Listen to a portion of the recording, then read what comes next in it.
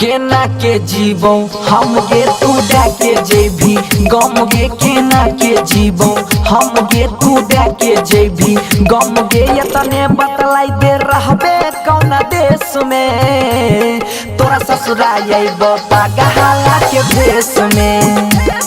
हम मिले अइबो पागला के भेष में केना के जीवो हम गे तू डाके जेभी गम गे केना के जीवो हम गे तू डाके जेभी गम गे यतने बतलाई दे रहबे कौन देश में तोरा ससुराल अइबो पागला के भेष में हम मिले अइबो पागला के भेष में।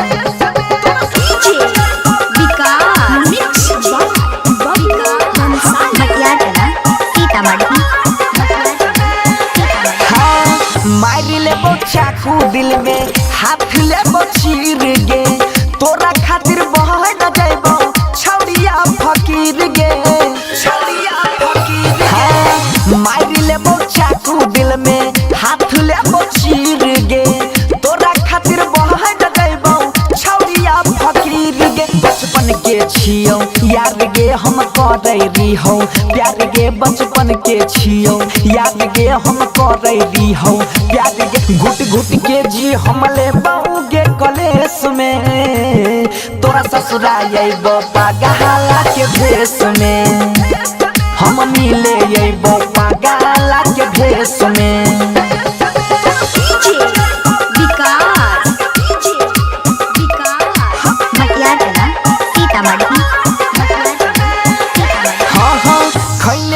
क्रिया छौड़ी देन रियास गे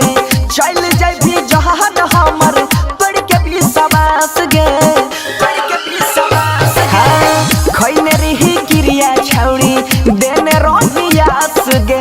चल जाबी जहान हमर पड़ के विश्वास गे कहै छौ बनसी धर गे सुधीर के जइमे घर गे कहै छौ बनसी धर गे जइमे सुधीर के घर गे सोनू अजैया फसतौ बड़का केस में तोरा ससुराल अइबो पागला के भेष में हम मिले अइबो पागला के भेष में